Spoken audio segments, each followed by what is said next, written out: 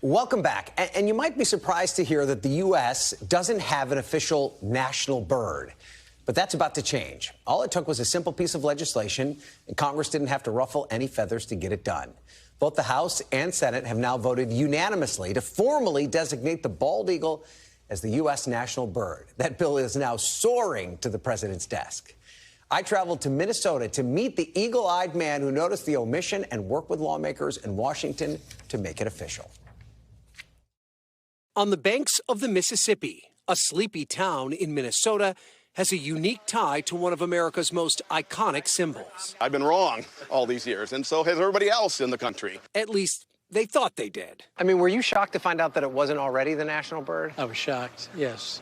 I think everybody's shocked. The bald eagle is featured on the Great Seal of the United States and all over uniforms, flags, insignias, and government buildings. But it's never officially been named the country's national bird. My teacher told me it was. Yeah, we might need to go rewrite a few textbooks. We have a national tree, a national mammal, even a national flower. And yet the eagle has never received its official title. But in Wabasha, it was one man, Preston Cook, who discovered the omission while researching for a book and is working to fix it. If you ask the question to anybody on the street, they're going to give you the same answer.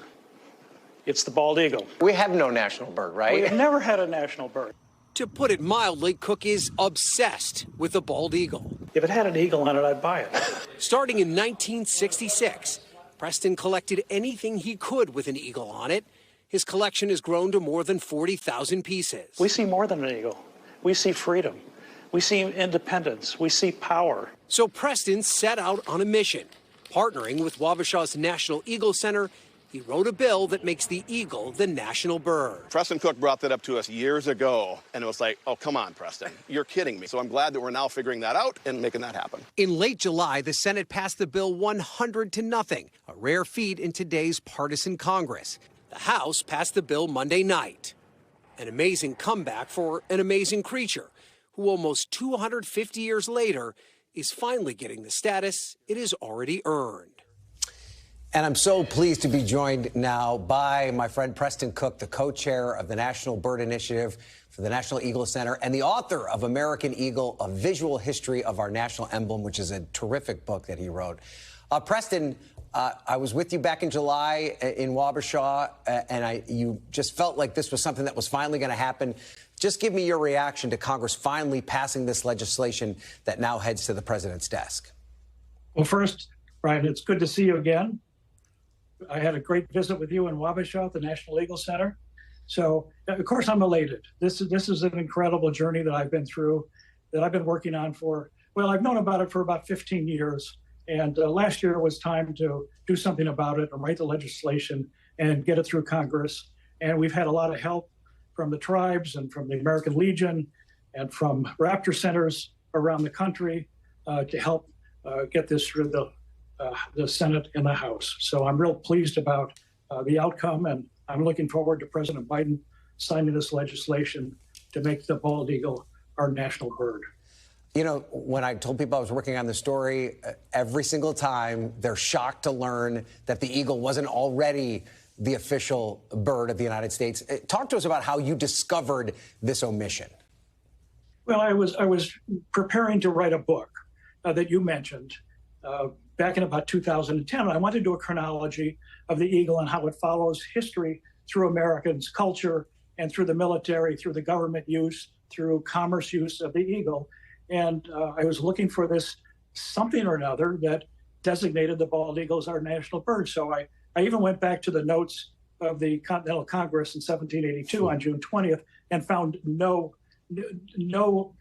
markings, nothing that really designated as a national bird.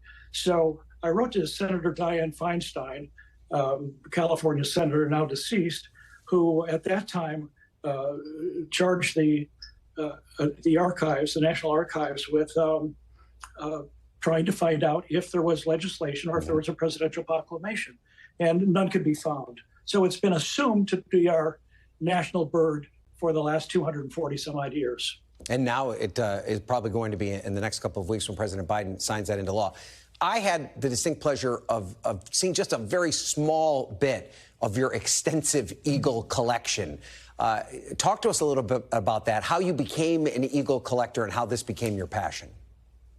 Well, in 1966, I saw a movie called 1,000 Clowns. And in it, the protagonist said, you can't have too many eagles. He was an eagle collector, not to the extent I am, but he had some eagles.